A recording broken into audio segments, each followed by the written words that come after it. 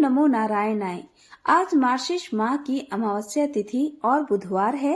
बुधवार को अमावस्या होने के कारण इस अमावस्या को बुधवारी अमावस्या के नाम से भी जाना जाता है। मार्गशीर्ष माह में आने वाली अमावस्या अगहन अमावस्या, मार्गशीर्ष अमावस्या और मंगसर अमावस्या के नाम से भी जानी जाती है। तो यह अमावस्या हमारे सनातन धर्म में बहुत ही महत्वपूर्ण मानी गई है। कहा जाता है कि इस दिन स्नान करने के बाद अन्न, वस्त्र और तिल का दान करना चाहिए। यह बहुत ही शुभ माना जाता है। तो आइए इस मौके पर हम सुनते हैं आज का 14वां अध्याय और इसके साथ साथ पौराणिक कथाएं भी। तो चलिए शुरुआत करते हैं अपनी पहली कहानी से। अब आपको सुनाते हैं भगवान श्री राम और बजरंग बली हनुमान जी की कथा। एक बार भगवान श्री राम सिंहासन पर विराजमान थे, तभी उनकी अंगूठी गिर गई और गिरते ही वह भूमि के एक छेद में चली गई। हनुमान जी ने यह देखा तो उन्होंने लघु रूप धारण किया और उस छेद में से अंगूठी निकालने के लिए घुस गए। हनुमान जी तो ऐसे ही हैं, वे किसी भी सूक्ष्म छिद्र में घुस सकते हैं, चाहे वह कितना भी छोटा क्यों ना हो। वे उस छिद्र में घुसते चले गए, लेकिन उस छिद्र का कोई अंत ही नहीं दिखाई दे रहा था। और तभी अचानक वे पाताल लोक में गिर पड़े। पाताल लोक की कई स्त्रियां यह देखकर कोलाहल करने लगी और देखो देखो ऊपर से एक छोटा सा बंदर गिरा है। हनुमान जी को पकड़ लिया और एक थाली में सजा दिया।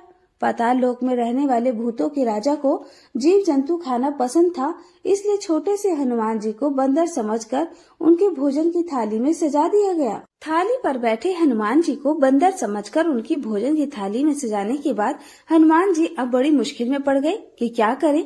उधर राम जी हनुमान जी के छिद्र से बाहर निकलने की प्रतीक्षा कर रहे थे। तभी महर्षि वशिष्ठ और भगवान ब्रह्मा जी उनसे मिलने आए। उन्होंने श्री राम से कहा, प्रभु, हम आपसे एकांत में वार्ता करना चाहते हैं। हम नहीं चाहते कि कोई हमारी बात सुने या उसमें कोई बाधा डाले। क्या यह आपको स्वीकार है? प्रभु श्री राम ने कहा, स्वीकार है। इस पर ब्रह्मा जी बोले, तो फिर एक नियम बनाएं, अगर हमारी वार्ता के समय यहाँ पर कोई भी आएगा तो उसका शिरोच्छेद कर दिया जाएगा। प्रभु श्री राम ने कहा, जैसी आपकी इच्छा। अब सवाल यह था कि सबसे विश्वसनीय द्वारपाल होगा कौन, जो किसी को भीतर न आने दे।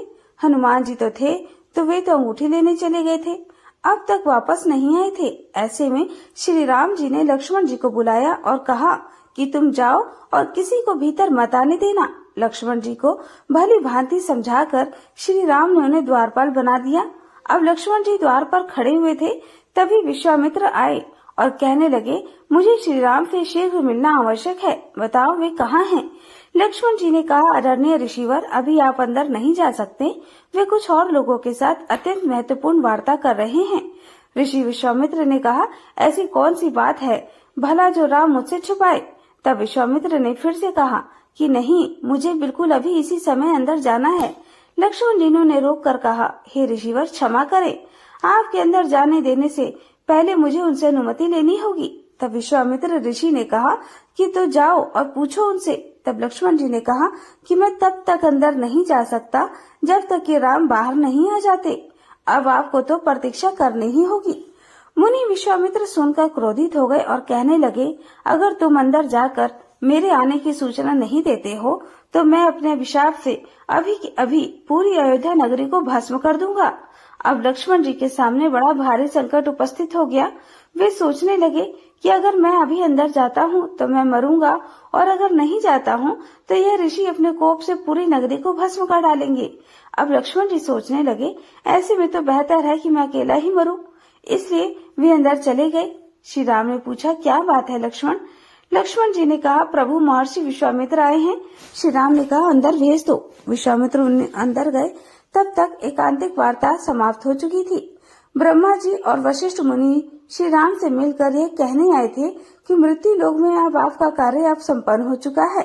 अब आप अपने राम अवतार रूप को त्याग कर यह शरीर छोड़ दीजिए और पुनः ईश्वर रूप धारण करें।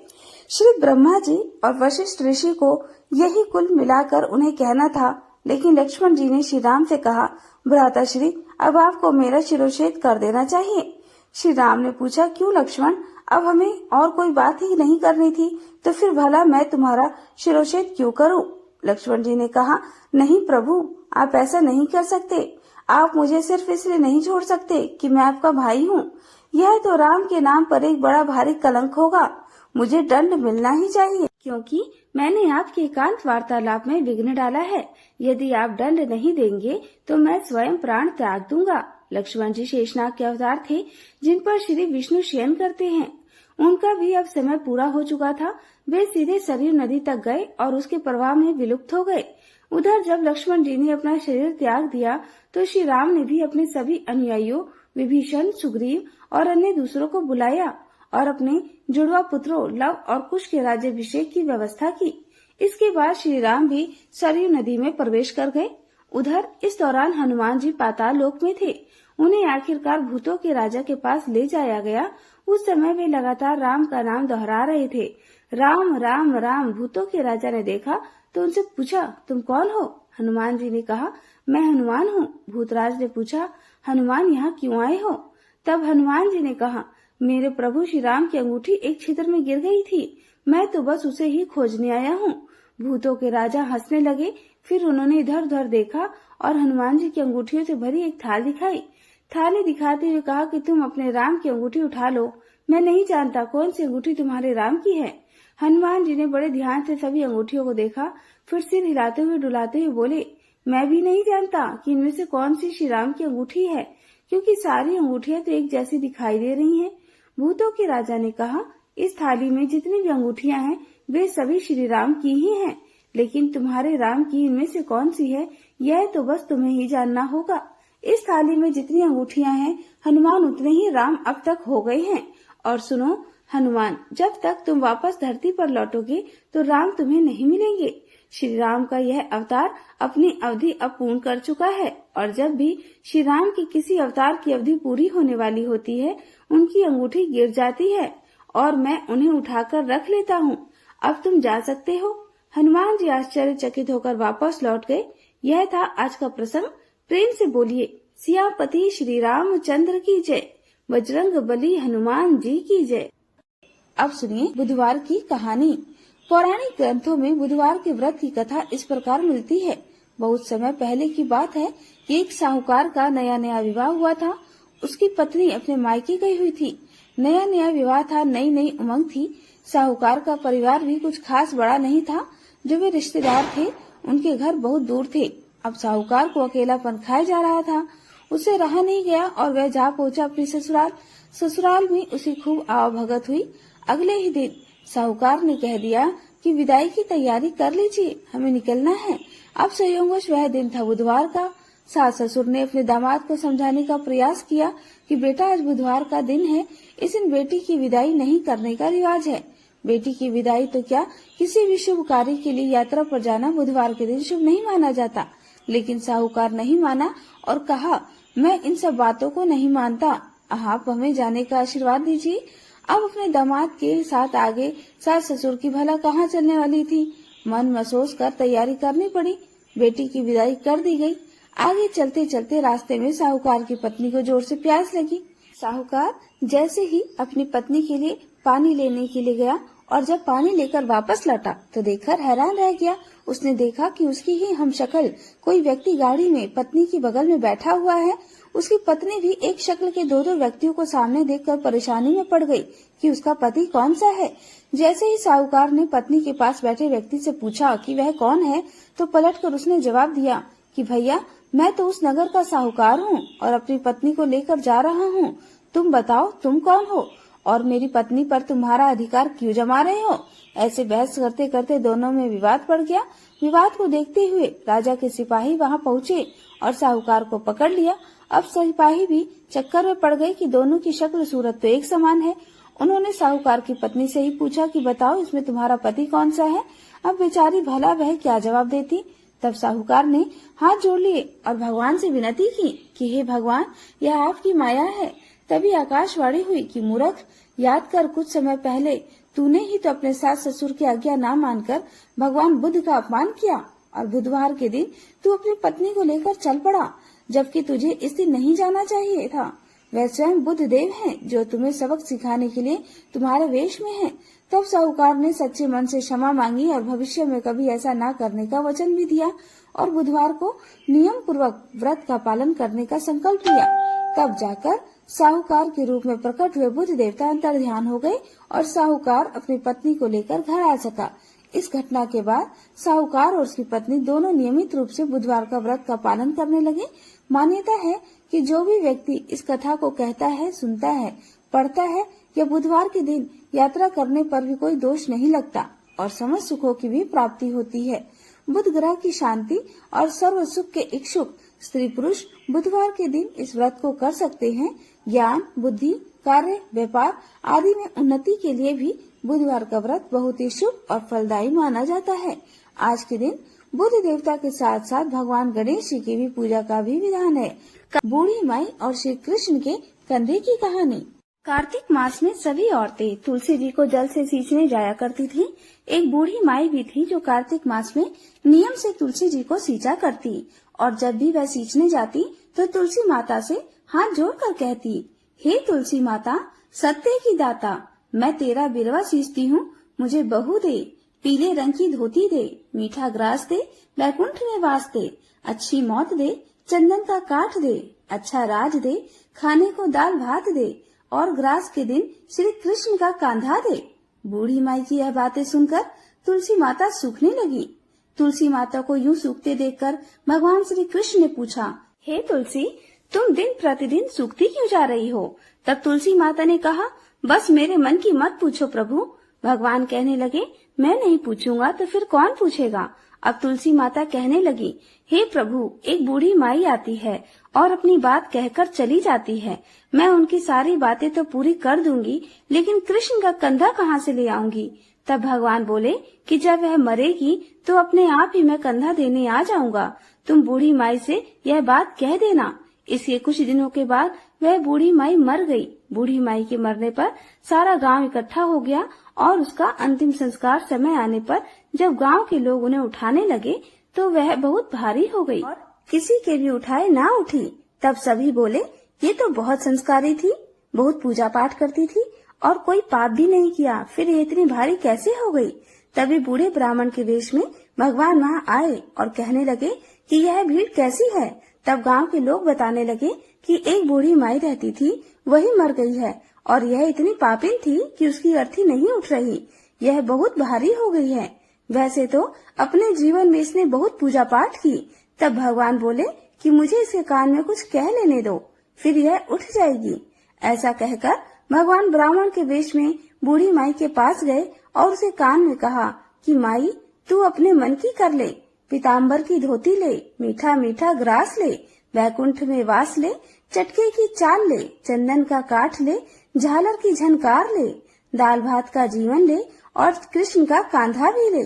भगवान की यह बात सुनकर बूढ़ी माई तो तुरंत हल्की हो गई और तब भगवान स्वयं उन्हें अपने कंधे पर लेकर गए।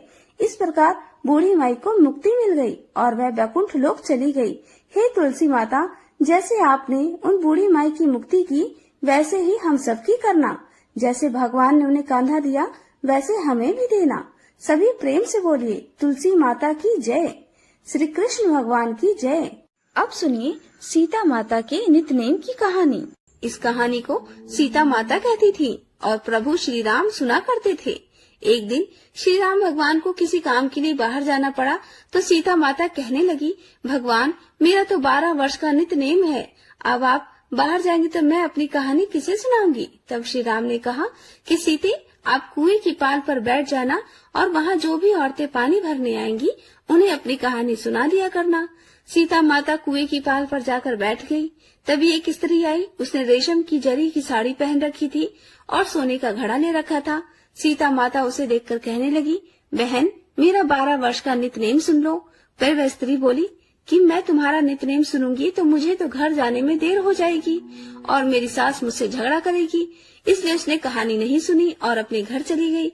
लेकिन उसे घर जाते ही उसकी रेशम जरी की साड़ी फट गई, सोने का घड़ा मिट्टी के घड़े में बदल गया।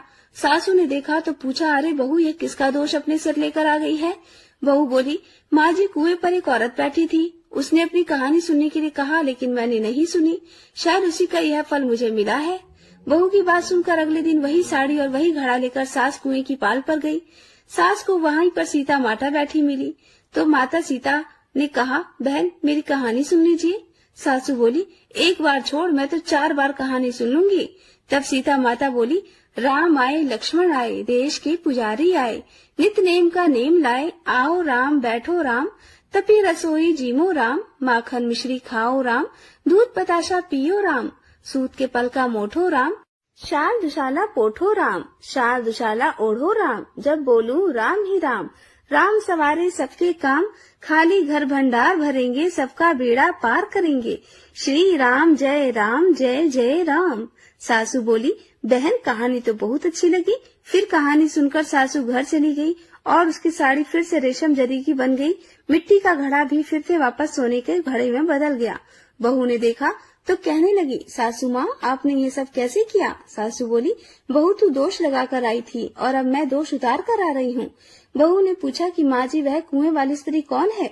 सासू ने बताया कि वह तो सीता माता थी। वह पुराने से नया कर देती हैं, खाली घर में भंडार भर देती हैं। वह लक्ष्मी का वास घर में कर देती हैं और मनुष्य की जो भी इच्छा हो उसे पूर्ण कर देती हैं। बहू बोली, माँ जी फिर तो ऐसी कहानी मुझे भी सुना दो। सास बोली कि ठीक है, तुम भी सुनो।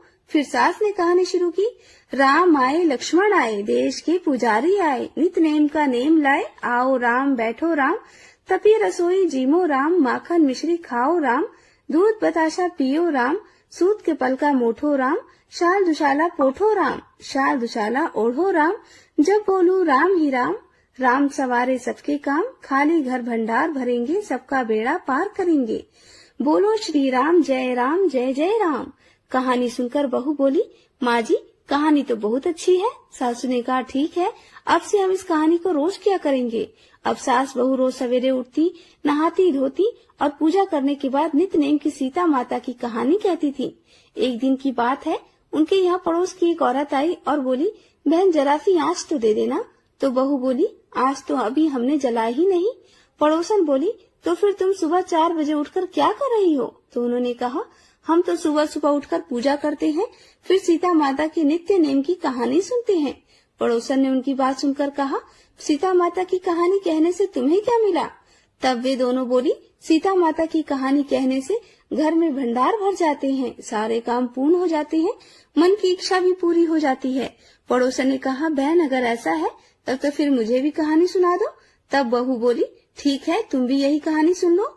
राम आए लक्ष्मण आए, देश के पुजारी आए, नित नेम का नेम लाए, आओ राम बैठो राम, तपी रसोई जीमो राम, माखन मिश्री खाओ राम, दूध बताशा पियो राम, सूत के पल का मोठो राम, शाल दुशाला पोठो राम, शाल दुशाला ओढ़ो राम, जब बोलू तब राम ही राम, राम सवारे सबके काम, खाली घर भंडार भरेंगे, सबका बेड़ा पार करेंगे, श्री राम जय राम। पड़ोसन ने इस कहानी को सुना तो कहने लगी, बहन कहानी तो बहुत अच्छी लगी। अब वह पड़ोसन भी नित नेम सीता माता की कहानी कहने लगी। कहानी कहने से सीता माता ने पड़ोसन के भी धन के भंडार भर दिए। देखते ही देखते अब तो पूरे मोहल्ले में नित नेम की कथा चल पड़ी और हर किसी की मनोकामना पूर्ण होने लगी। हे सीता माता, जैसे आपने उन सभी के भंडार भरे, वैसे ही हमारे भी भरना। कहानी कहने वाले, सुनने वाले और हुंकार भरने वाले सबकी भरना। सभी प्रेम से बोलिए, सीता मैया की जय। अब सुनिए आज का अध्याय। बोलिए श्री विष्णु भगवान की जय हो, कृष्ण भगवान की जय हो। नारद जी ने पूछा, हे भगवान, गोकुल में नंदराय जी के भवन के भीतर श्री कृष्ण को रखकर जब वासुदेव जी ने अपने गृह को प्रस्थान किया, तब नंदराय जी ने किस प्रकार पुत्रोत्सव मनाया? श्री हरि ने वहाँ रहकर क्या किया? वे कितने वर्षों तक वहाँ रहे? हे प्रभु, आप उनकी बाल क्रीड़ा का भी वर्णन करें। पूर्व काल में गोलोक में श्री राधा के साथ भगवान ने जो प्रतिज्ञा की थी, वृंदावन में उस प्रतिज्ञा का निर्वाह उन्होंने किस प्रकार किया? उस समय भूतल पर वृंदावन का स्वरूप कैसा था? रास मंडल कैसा था? सारी बातें बताइए। रास क्रीड़ा और जल क्रीड़ा का भी वर्णन कीजिए। नंदराय जी ने कौन सी तपस्या की? माता यशोदा और माता रोहिणी ने कौन सा तप किया? श्री हरि ने पहले हलधर का जन्म कहाँ हुआ? श्री हरि का अपूर्व आख्यान अमृत खंड के समान माना जाता है। साक्षात भगवान श्री कृष्ण योगेंद्रों के गुरु के भी गुरु हैं। जो जिसका अंश होता है वह उसी अंश से सुखी होता है। हे प्रभु, आप ही ने वर्णन किया है। आप दोनों नर नारायण श्री हरि के चरणों में विलीन हो गए थे। उसमें भी आप ही साक्षात गोलोक के अंश है, अतः आप भी उन्हीं के समान महान है, इसलिए आप इनका प्रत्यक्ष वर्णन करें। भगवान नारायण जी बोले, हे नारद, ब्रह्मा, शिव, शेष, गणेश, कुर्म, धर्म, मैं, नर और कार्तिकेय, यह श्री कृष्ण के 9 अंश है। अहो, उस गोलोक धाम की महिमा का वर्णन कौन कर सकता है, जिसे हम भी नहीं जानते और ना ही वेद ही जानते हैं। फिर दूसरे विद्वान तो क्या ही जान सकते हैं। शुकर, वामन, कल्की, बुद्ध, कपिल और मत्स्य, यह भी श्री कृष्ण के अंश है और कितने ही अवतार हैं जो श्री कृष्ण की कला मात्र है। नरसिंह देव श्री राम श्वेत द्वीप के स्वामी, विराट विष्णु पूर्ण अंश से संपन्न है। श्री कृष्ण परिपूर्णतम परमात्मा है। वे स्वयं ही बैकुंठ और गोलोक धाम में वास करते हैं। बैकुंठ में कमलाकांत कहे जाते हैं और 4 भुजा वाले हैं। गोलोक और गोकुल में श्री कृष्ण निवास करते हैं, 2 भुजा वाले हैं और राधा कांत कहलाते हैं। योगी पुरुष इन्हीं के तेज को अपना कर धारण करते हैं। भक्त पुरुष इन्हीं भगवान के तेजोमय चरणावृंद का चिंतन करते हैं। हे ब्राह्मण सुनो, मैं तुमसे यशोदा नंद और रोहिणी के तप का वर्णन करता हूँ, जिसके कारण उन्होंने श्री हरि का मुख देखा था। वसुओं में श्रेष्ठ तपोवन द्रोण नंद नाम से इस धरातल पर अवतीर्ण हुए थे। उनकी पत्नी जो तपस्विनी धरा थी, वे ही सती साध्वी यशोदा रानी हुई। सर्पों को जन्म देने वाली नाग माता कदुही माता रोहिणी बनकर इस भूतल पर प्रकट हुई। इसके जन्म और चरित्र का वर्णन करता हूँ, ध्यान से सुनो। एक समय की बात है, पुण्यदायक भारतवर्ष में गौतम आश्रम के पास ही गंधमागन पर्वत पर देवी धरा और द्रोण ने तपस्या आरंभ की। हे मुनि, उनकी तपस्या का उद्देश्य था साक्षात भगवान श्री कृष्ण के दर्शन करना। सुप्रभा के निर्जन तट पर 10,000 वर्षों तक वे दंपति तपस्या करते रहे, परंतु उन्हें श्री हरि के दर्शन नहीं हुए। तब वे दोनों वैराग्यवश अग्निकुंड का निर्माण करके उसमें प्रवेश करने को उदित हो गए। उन दोनों को मरने के लिए उत्सुक देखकर वहां पर आकाशवाणी हुई, हे वसु श्रेष्ठ, तुम दोनों दूसरे जन्म में भूतल पर अवतीर्ण हो गोकुल में अपने पुत्र के रूप में श्री हरि का दर्शन करोगे। योगियों को भी उन भगवान का दर्शन कठिनता से होता है। बड़े बड़े विद्वानों के लिए भी ध्यान के द्वारा उन्हें वश में कर पाना संभव नहीं है। वे ब्रह्मा आदि देवताओं के वंदनीय हैं। यह सुनकर देवी धरा और वसु द्रोण सुखपूर्वक अपने घर को चले गए। फिर भारतवर्ष में जन्म लेकर उन्होंने श्री हरि के मुख के दर्शन किए। इस प्रकार यशोदा और नंद का चरित्र मैंने तुमसे कहा है। अब देवताओं के लिए परम गोपनीय देवी रोहिणी का भी चरित्र सुनो। एक समय देव माता अदिति ने ऋतुमती होने पर श्रृंगारों से सुसज्जित हो अपने पति से कश्यप जी से मिलना चाहा। उस समय कश्यप जी अपनी दूसरी पत्नी सर्प माता कदु के पास थे। कश्यप जी के आने में विलंब होने पर देवी अदिति को बहुत शोक हुआ और उन्होंने कदु को श्राप दे दिया कि वे स्वर्ग लोक को त्याग कर मानव योनि को प्राप्त हो। यह बात को सुनकर देवी कदु ने भी देवी अदिति को श्राप दे दिया कि वे जरा युक्त होकर मृत्यु लोक में मानव योनि में जाए। इस प्रकार दोनों के श्राप ग्रस्त होने पर कश्यप जी ने कदु को सांत्वना देकर समझाया कि तुम मेरे साथ मृत्यु लोक में जाकर श्री हरि के मुख कमल का दर्शन प्राप्त करोगी। उसके बाद कश्यप जी ने देवी अदिति के घर जाकर उनकी इच्छा पूरी की। उसी ऋतु से देवराज का जन्म हुआ। इसके बाद देवी अदिति ने देवकी के रूप में और देवी कदु ने रोहिणी के रूप में और कश्यप जी ने श्री कृष्ण के पिता श्री वसुदेव के रूप में जन्म लिया। हे नारद, यह सारा गोपनीय रहस्य बताया गया है। अब अनंत अपरमय और सहस्त्रों मस्तक वाले भगवान बलदेव जी के जन्म का वृतांत सुनो। साध्वी रोहिणी वसुदेव जी की भार्या थी। हे मुनि, वे वसुदेव जी की आज्ञा से संकर्षण की रक्षा के लिए गोकुल में चली गई। कंस से भयभीत होने के कारण उन्हें वहां से पलायन करना पड़ा था। उन दिनों योग माया ने श्री कृष्ण की आज्ञा से माता देवकी के 7वें गर्भ को देवी रोहिणी के उदर में स्थापित कर दिया। उस गर्भ को स्थापित करके वे देवी तत्काल कैलाश पर्वत को चली गई। कुछ दिनों के बाद रोहिणी नंद भवन में श्री कृष्ण के अंश स्वरूप पुत्र को जन्म देती हैं। उनकी अंग कांत सपा हुए स्वर्ण के समान गौर थी। वह बालक साक्षात ईश्वर थे। उनके मुख पर मंद हास्य की मनोहर छटा थी। वह ब्रह्म तेज से प्रकाशित हो रहे थे। उनके जन्म मात्र से देवताओं में आनंद छा गया। स्वर्ग लोक में दुध, आनक, मुरज आदि दिव्य वाद बजने लगे। आनंद मगन हुए देवता शंख ध्वनि के साथ जय जयकार करने लगे। नंद जी का हृदय हर्ष से उल्लासित हो गया। उन्होंने ब्राह्मणों को बहुत सा धन दिया। धाई ने आकर बालक की नाल काटी, उसे नहलाया, संपूर्ण आभूषों से विभूषित कर गोपियां जय जयकार करने लगी। उस पराये पुत्र के लिए भी नंद जी ने बड़े आदर के साथ महान उत्सव किया। यशोदा रानी ने गोपियों और ब्राह्मणियों को बहुत सा धन दान में दिया। नारायण जी कहते हैं, हे नारद जी, मैंने तुमसे नंद और यशोदा के तप का प्रसंग कहा, हलधर के जन्म की कथा कही, रोहिणी जी के चरित्र को भी कहा है। अब जो तुम सुनना चाहते हो वह नंद पुत्रोत्सव का प्रसंग सुनो। यह प्रसंग सुखदायक, मोक्षदायक, जन्म, मृत्यु और जरावस्था का निवारण करने वाला है। वह समस्त अशुभ का विनाशक है और श्री हरि की भक्ति प्रदान करने वाला है। वसुदेव जी ने श्री कृष्ण को नंद भवन में रखा और उनकी कन्या को गोद में लेकर अपने घर को लौट आए।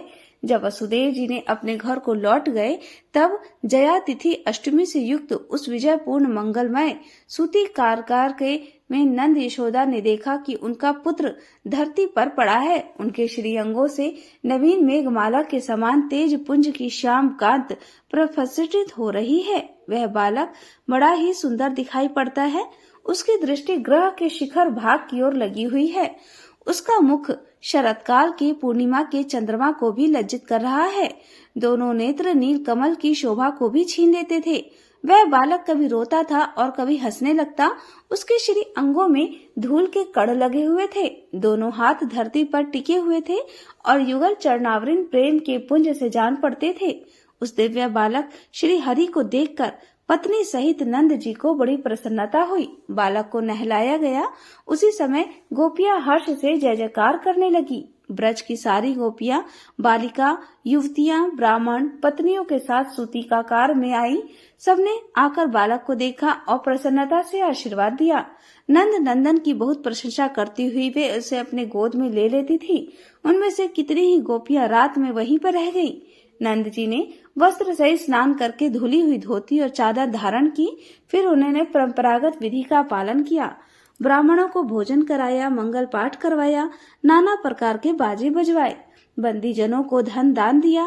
नंद जी ने आनंद पूर्वक ब्राह्मणों को धन दिया। उत्तम रत्न, मूंगे, हीरे भी दिए।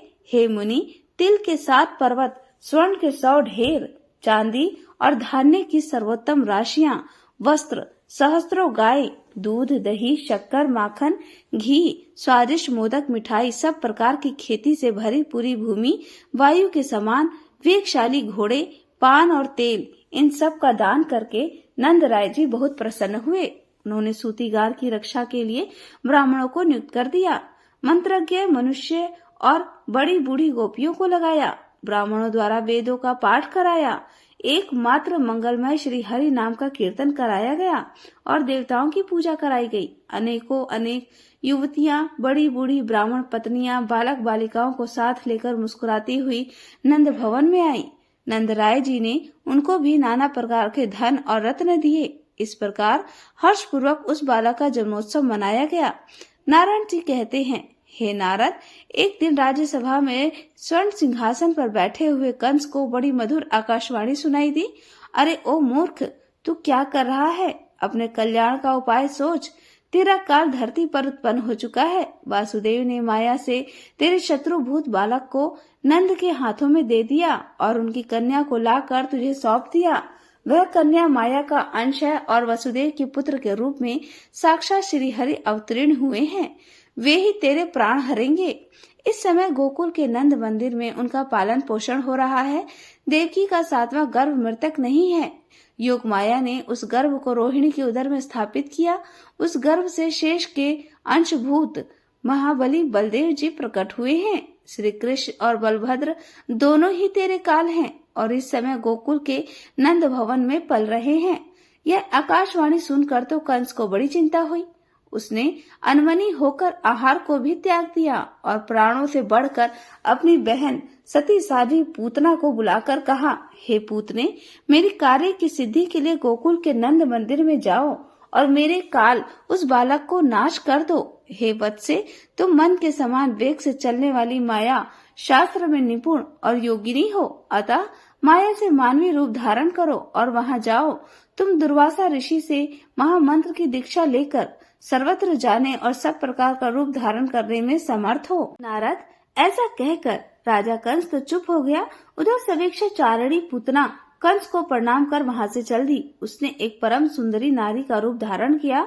उसकी अंग कांत तपाए हुए स्वर्ण के समान प्रकाशित हो रही थी।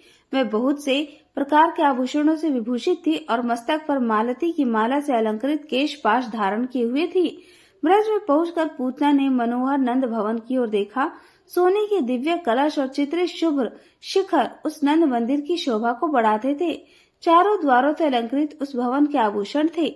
उसमें लोहे के किवाड़ लगे थे और द्वार पर द्वारपाल पहरा दे रहे थे। वह परम सुंदर और रमणीय भवन सुंदरी गोपमंगनाओं से अवशोषित था।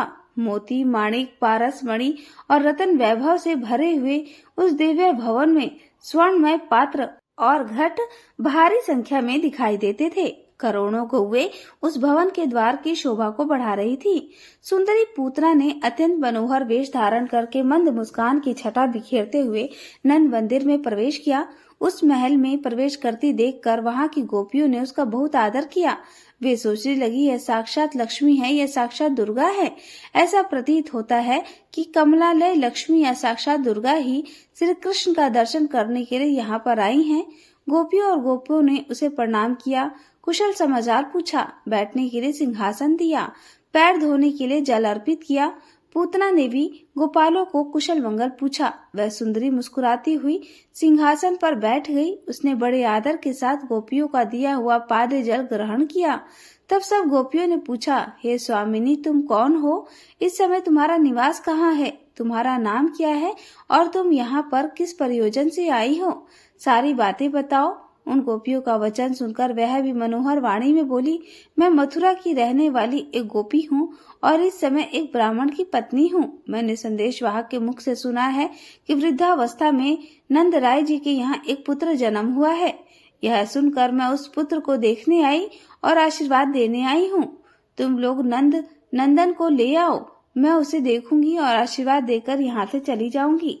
ब्राह्मणी का यह वचन सुनकर यशोदा जी का मन तो खुशी से झूम उठा। उन्होंने बेटे से प्रणाम करवाया और उसे ब्राह्मणी की गोद में दे दिया।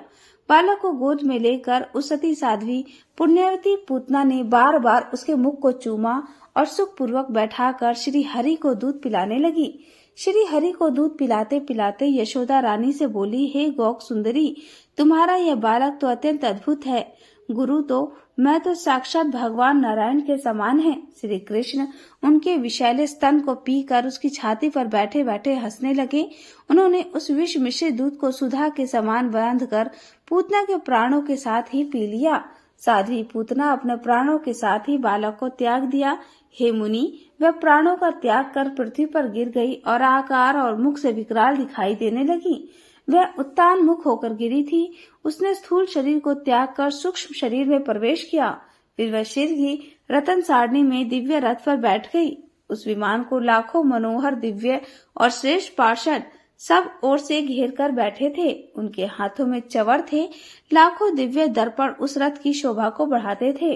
उस रथ में 100 पहिए लगे हुए थे। वह सुंदर विमान रत्नों के तेज से प्रकाशित हो रहा था। वे सभी उस विमान में बिठाकर गोलोक धाम में ले गए। इस दृश्य को देखकर गोप और गोपियां चकित हो गईं। कंस को भी सारा समाचार सुनकर बड़ी हैरानी हुई।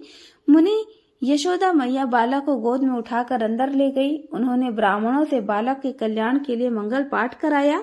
नंद राय जी ने बड़े आनंद से पूतना का देह संस्कार किया। उस समय उनकी चिंता से चंदन, आगू और कस्तूरी के समान सुगंध निकलने लगी। नारद जी ने पूछा, हे भगवान, राक्षसी पूतना के रूप में वे कौन सी पुण्यवती सती थी जिसने श्री हरि को अपना दूध पिलाया और किस पुण्य से उन्होंने भगवान के दर्शन किए और उनके परम धाम को गई? नारायण जी ने क्या जवाब दिया, इसका वर्णन अगले अध्याय में सुनेंगे। और अब सुनते हैं आगे की कहानी, कर्माबाई की खिचड़ी और ठाकुर जी की। एक किसान परिवार में कन्या का जन्म हुआ। कन्या का जन्म होने पर पिता ने अपनी कन्या का नाम रख दिया कर्मा। परिवार के सभी लोग कर्मा को कर्माबाई कहकर पुकारने लगे। कर्माबाई के पिता भी बहुत बड़े कृष्ण भक्त थे। उन्होंने अपने घर में ही भगवान कृष्ण का मंदिर बना रखा था, जहाँ वे रोज नियम से भगवान कृष्ण की पूजा करते, उन्हें भोग लगाते और भोग लगाने के बाद ही वे भोजन ग्रहण किया करते। अब यह उनका हर दिन का नियम था। इसी प्रकार धीरे धीरे समय बीतता गया। कर्माबाई रोज अपने पिता को कृष्ण भगवान की पूजा करते देखती, उन्हें भोग लगाते देखती। साथ ही कर्माबाई यह भी बहुत ध्यान से देखती कि जब तक भगवान कृष्ण को उसके पिता भोग नहीं लगा लेते, वे भोजन नहीं करते। धीरे धीरे अपने परिवार में यह सब देखते और सीखते कर्माबाई का बचपन बीत रहा था। कर्माबाई भी भगवान कृष्ण की पूजा करती थी। अब कुछ वर्ष बीते। कुछ वर्षों के बाद कर्माबाई के पिता कुछ दिनों के लिए तीर्थ यात्रा पर जाने लगे। यात्रा पर जाने से पहले उन्होंने अपनी पुत्री को यानी कि कर्माबाई को भगवान कृष्ण की पूजा विधि समझाई और कहने लगे कि वह भगवान कृष्ण को भोग लगा कर ही भोजन ग्रहण करे, घर का अच्छे से ध्यान रखेगी। इस प्रकार कर्माबाई ने अपने पिता से कहा कि पिताजी, आप परेशान मत होइए, मैं भगवान कृष्ण को हर दिन नियम से भोग लगाऊंगी, उनकी अच्छे से देखभाल भी करूंगी। इस प्रकार पिता अपने घर की देखरेख का जिम्मा कर्माबाई को सौंपकर कुछ दिनों के लिए तीर्थ यात्रा पर चले गए। अब अगले दिन कर्माबाई ने सुबह जल्दी उठकर घर की साफ सफाई की और स्नान करके जल्दी जल्दी उठकर कृष्ण भगवान को भोग लगाने के लिए बाजरे की खिचड़ी बनाई। अब जब कर्माबाई ने खिचड़ी की थाली में डाला, उसमें घी और गुड़ मिलाया और कृष्ण भगवान को भोग लगाने के लिए खिचड़ी की थाली भगवान के सामने रख दी। तब हाथ जोड़कर उसने कहा, भगवान, आपको जब भी भूख लगे तब आप ये खिचड़ी खा लेना, मैं तब तक घर के दूसरे काम कर लेती हूँ। ऐसा कहकर कर्माबाई अपने काम में लग गई। थोड़ी देर के बाद आकर उसने देखा थाली तो ऐसी की ऐसी रखी थी, भगवान ने तो भोग लगाया ही नहीं। कर्माबाई ने सोचा, चलो कोई बात नहीं, शायद अभी भगवान जी को भूख नहीं लगी हो, कुछ देर बाद जब भूख लगेगी तो खुद ही खा लेंगे। ऐसा सोचकर कर्माबाई फिर से अपने काम में लग गई। अब वह बीच बीच में बार बार देखती रहती कि भगवान ने भोग लगाया या नहीं, भगवान ने भोग लगाया या नहीं। लेकिन खिचड़ी की थाली में से तो भगवान ने एक दाने का भी भोग नहीं लगाया। अब जब भोग नहीं लगाया तो खिचड़ी की थाली ऐसी पड़ी रही। इधर दोपहर का समय हो गया। अब कर्माबाई को चिंता होने लगी कि भगवान ने आज भोग क्यों नहीं लगाया, क्या खिचड़ी अच्छी नहीं बनी या उसमें घी और गुड़ की कमी रह गई। ऐसा सोचकर कर्माबाई ने रसोई घर में से थोड़ा सा घी और गुड़ निकाला, उसे खिचड़ी में मिला दिया। अब थाली लेकर भगवान के सामने वह खुद बैठ गई और भगवान कृष्ण से भोग लगाने के लिए विनती करने लगी। लेकिन भगवान जी थे कि भोग लगाने के लिए तैयार ही नहीं थे। कर्माबाई ने भी सुबह से अब तक भोजन नहीं किया था, क्योंकि वह अपने बचपन से ही देखती आई थी कि उसके पिताजी तब तक भोजन नहीं ग्रहण करते जब तक कि वह भगवान का भोग न लगा ले। तब कर्माबाई ने भगवान से कहा कि भगवान, अब तो आप भोग लगा लीजिए, मैंने आपकी पूजा की और आपके भोग की जिम्मेदारी पिताजी मुझे देकर गए हैं।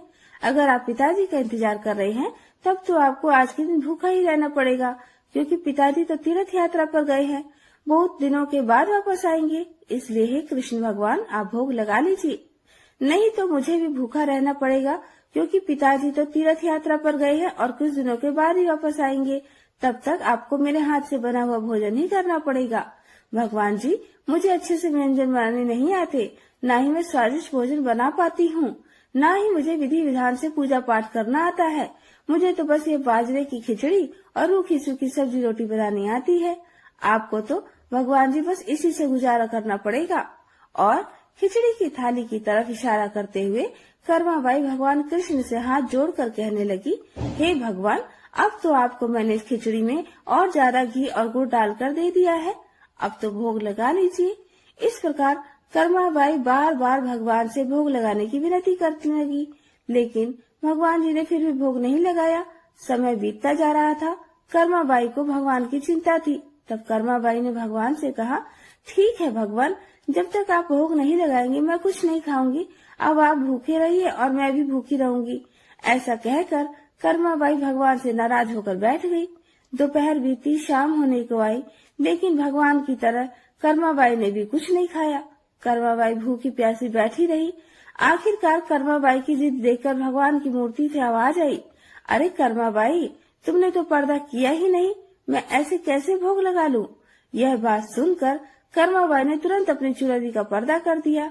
फिर उसी की छाया में भगवान कृष्ण ने बाजरे की खिचड़ी का भोग लगा लिया और देखते ही देखते पूरी थाली खाली हो गई। यह देखकर कर्माबाई भगवान से कहने लगी, हे प्रभु, बस इतनी सी बात थी तो पहले ही बता देते। सारा दिन खुद भी भूखे रहे और मुझे भी भूखा रखा। इसके बाद भगवान को भोग लगाकर कर्माबाई ने भी भोजन ग्रहण किया। अब कर्माबाई का रोज का यह नियम बन गया। कर्माबाई रोज सुबह जल्दी उठकर सबसे पहले भगवान के लिए भोज बनाती और भोग की थाली भगवान के सामने रखकर पर्दा लगाकर बैठ जाती और थोड़ी देर बाद देखती तो थाली पूरी की पूरी खाली मिलती। यह देखकर कर्मा बहुत खुश हो जाती और खुशी खुशी करके बाकी काम निपटाने लगती। कर्माबाई का यह विश्वास था कि भगवान को सुबह जल्दी ही भूख लग जाती है, इसलिए तो वह सुबह सवेरे जल्दी उठकर बाकी काम करे बिना सबसे पहले भगवान के लिए भोजन बनाती और बड़े प्रेम से भगवान को भोजन खिलाती थी। और जब भगवान भोजन कर लेते तब निश्चिंत होकर स्नान आदि का काम करती और घर के दूसरे बाकी काम करती। अब यही कर्म कई दिनों तक चलता रहा। कुछ दिनों के बाद कर्माबाई के पिता तीर्थ यात्रा पूरी करके घर वापस लौट आए। पिता के वापस आने पर कर्माबाई ने उन्हें बताया कि पहले दिन जब उसने भगवान कृष्ण को भोग लगाया था तो कैसे भगवान ने उसे पूरे दिन नखरे दिखाए थे। सारा दिन खुद भी भूखे रहे और मुझे भी भूखा रखा। तब शाम को जाकर कहीं उन्होंने खिचड़ी खाई। अब तो भगवान कृष्ण सुबह सवेरे जल्दी भोग लगा लेते हैं और देखते ही देखते पूरी थाली भी साफ कर देते हैं। यह बात सुनकर कर्माबाई के पिता हैरान रह गए और कृष्ण भक्त पिता को अपनी पुत्री की सरल प्रेम भक्ति और भगवान श्री कृष्ण की कृपा को समझते बिल्कुल देर नहीं लगी। अब कर्मा के पिताजी सोचने लगे कि जिस भगवान को प्राप्त करने की इच्छा से वे तीर्थ यात्रा करने गए थे, वह भगवान तो साक्षात उनके घर में ही विराजमान है और उन्हीं की पुत्री के हाथों से रोज भोग भी लगाते हैं। मन में ऐसा सोचकर वे कर्माबाई को अपनी पुत्री के रूप में प्राप्त करके अपने बाप को धन्य समझने लगे। उन्होंने कर्माबाई से कहा, बेटी, आज से तुम ही भगवान की सेवा करना और रोज भगवान को अपने हाथों से ही भोग लगाना। पिताजी की बात सुनकर कर्माबाई बहुत खुश हो गई और रोज इसी प्रकार से सुबह जल्दी उठकर बहुत प्रेम भाव से भगवान कृष्ण को भोग लगाने लगी। इस प्रकार यह उसका रोज का नियम बन गया। अब कुछ वर्षों के बाद कर्मा जी के पिता की मृत्यु हो गई। अब कर्मा अपने घर में अकेली रह गई, इसलिए कर्मा का घर में बिल्कुल मन नहीं लगता था। फिर एक दिन कर्मा ने अपने घर से कुछ जरूरी कपड़े लिए और भगवान कृष्ण की मूर्ति लेकर अपने गांव को छोड़कर तीर्थ यात्रा पर निकल पड़ी। तीर्थ यात्रा पर अलग अलग तीर्थों के दर्शन करते करते कर्माबाई उड़ीसा के जगन्नाथपुरी पहुंच गई और जगन्नाथपुरी में ही कर्माबाई ने निवास करने का निश्चय कर लिया। जगन्नाथपुरी में ही कर्माबाई ने छोटी सी कुटिया बना ली और उसी में रहने लगी। अब कर्माबाई रोज सवेरे अपने नियम के अनुसार जल्दी उठकर भगवान श्री कृष्ण के लिए बड़े प्रेम से खिचड़ी बनाती और भगवान की थाली में भोग लगाती। कुछ देर में भगवान खिचड़ी खा लेते। जब थाली साफ हो जाती तब कहीं जाकर कर्माबाई अपने सारे बाकी के काम करती, तब स्नान करती और बाकी कामों में लग जाती। इस प्रकार यह कर्म निरंतर चलता रहा। कई वर्षों तक यही कर्म चलता रहा। एक दिन कर्माबाई के भगवान श्री कृष्ण को भोग लगाने के बाद एक छोटा सा बालक उनके पास आया और उनसे कहने लगा, माँ जी, मुझे बहुत भूख लगी है, कुछ खाने को मिलेगा? कर्माबाई कहने लगी, हाँ बेटा, बिल्कुल, मैंने अभी अभी तो खिचड़ी बनाई है, आजा बैठ जा, तू भी खिचड़ी खा ले। ऐसा कहकर कर्माबाई बड़े प्रेम से उस बालक के लिए एक थाली में खिचड़ी परोस कर ले आई और बड़े प्रेम से उसे खिचड़ी खिलाने लगी। अब बालक भी बड़े चाव से खिचड़ी खाने लगा। दरअसल कर्माबाई के घर में साक्षात भगवान कृष्ण बालक का रूप धारण करके पधारे थे। उधर बालक ने जल्दी जल्दी खिचड़ी खा ली और कहने लगा, माँ जी, खिचड़ी तो बहुत ही स्वादिष्ट बनी है, क्या मैं कल भी खिचड़ी खाने को आऊँ? तब कर्माबाई कहने लगी, अरे बेटा, कल क्या, मैं तो तेरे लिए रोज खिचड़ी बना कर रखूंगी, तू रोज खिचड़ी खाने आ जाया कर। बालक कहने लगा, ठीक है माँ जी, अब से मैं रोज खिचड़ी खाने आऊंगा। ऐसा कहकर बालक चला गया। अगले दिन से वह बालक रोज सुबह सवेरे कर्माबाई के पास खिचड़ी खाने आने लगा। कर्माबाई भी रोज सुबह नियम से जल्दी उठकर भगवान कृष्ण के लिए खिचड़ी बनाती और भगवान के सामने थाली रख देती। फिर भगवान कृष्ण खिचड़ी का भोग लगाते। थोड़ी ही देर बाद वो बालक भी आ जाता, उसे भी बड़े प्रेम से खिचड़ी खिलाती और उसके बाद अपने स्नान दान ध्यान आदि कामों में कर्माबाई लग जाती। एक दिन की बात है, कर्माबाई की कुटिया के पास एक साधु आया। बातों ही बातों में उसे पता चला कि कर्माबाई बिना स्नान ध्यान किए और बिना चूल्हा चौका किए भगवान कृष्ण के लिए खिचड़ी बनाती है और भोग लगाती है। तब उसने कर्माबाई के पास जाकर कहा कि स्नान किए बिना भगवान की पूजा करने और भोग लगाने से बड़ा भारी पाप लगता है। इसलिए उसने कर्माबाई को स्नान करके पूरी विधि विधान से पूजा करके भोग लगाने को कहा। साधु की बात सुनकर भोली भाली कर्माबाई अगले दिन सुबह जल्दी उठकर स्नान करके खिचड़ी बनाने लगी। फिर पूरे विधि विधान से पूजा करके भोग लगाने लगी। लेकिन यह सब करने में कर्माबाई को बहुत देर लग जाती।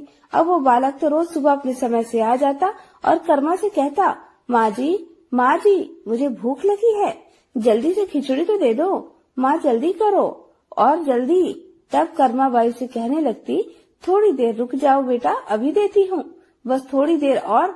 जब कर्मा भगवान श्री कृष्ण को भोग लगाकर बालक को खिचड़ी खाने को देती तो बालक उसे बहुत जल्दी से खाकर हाथ मुंह साफ किए बिना ही जल्दी से खाकर उठकर भाग जाता। अब कुछ दिनों तक यही क्रम चलता रहा और इन्हीं दिनों में भगवान श्री जगन्नाथ के मंदिर में सुबह के समय मूर्ति के मुख पर खिचड़ी लगी हुई मिलती। यह देखकर मंदिर में सेवा करने वाले पुजारी, जो स्वयं बहुत बड़े कृष्ण भक्त थे, वे सोचते, आजकल यह भगवान के मुख पर खिचड़ी कैसे लग जाती है, हम तो कभी खिचड़ी का भोग ही नहीं लगाते, फिर यह खिचड़ी आती कहाँ से है। फिर कुछ दिनों बाद लगातार भगवान के मुख पर लगी खिचड़ी को देखने के बाद पुजारी जी इसे भगवान की लीला मानते हैं और समझ जाते हैं कि भगवान रोज कहीं से खिचड़ी खाकर आते हैं। भगवान की लीला को समझकर वह मन ही मन भगवान से पूछते हैं कि हे प्रभु, कहाँ से खिचड़ी खाकर आते हो, जरा हमें भी तो बताओ। फिर उसी रात भगवान ने पुजारी को सपने में दर्शन दिए और कहने लगे, मेरी एक भक्त है कर्माबाई, जो जगन्नाथपुरी में ही रहती है। वह रोज सुबह सवेरे मेरे लिए बाजरे की खिचड़ी बनाती और बड़े प्रेम से मुझे भोग लगाती है और मैं भी रोज सवेरे सवेरे जल्दी जल्दी कर्माबाई के पास खिचड़ी खाने पहुंच जाता हूँ। मुझे उसके हाथ की बड़ी खिचड़ी बहुत पसंद है। परंतु कुछ दिन पहले कर्माबाई के पास एक साधु आया था और उसे स्नान ध्यान करके विधि विधान से पूजा करके भोग लगाने को कह गया। इसलिए आजकल कर्माबाई विधि विधान से पूजा करने के बाद ही भोग लगाती है और उसके बाद मुझे खिचड़ी मिलती है। लेकिन यह सब काम करने में उसे बहुत देर हो जाती है और तब तक मुझे खिचड़ी खाने का इंतजार करना पड़ता है और भूख भी बर्दाश्त करनी पड़ती है। और अब जब तक मैं कर्माबाई के घर में खिचड़ी खाता हूँ तब तक यहाँ मंदिर में भक्त जन आने लगते हैं। इसलिए आजकल मुझे खिचड़ी खाकर मुंह हाथ धोए बिना ही झूठे मुंह भाग कर आना पड़ता है। स्वप्न में दर्शन पाकर पुजारी ने अगले दिन उस साधु की खोज कराई और साधु को बुलाकर उसे सारी बात बता दी। पुजारी से यह सब बातें जानकर वह साधु घबराने लगा। घबराता हुआ कर्माबाई के पास जा पहुंचा और कहने लगा, आप पहले की तरह ही सुबह सवेरे जल्दी उठकर भगवान को खिचड़ी का भोग लगाया करो।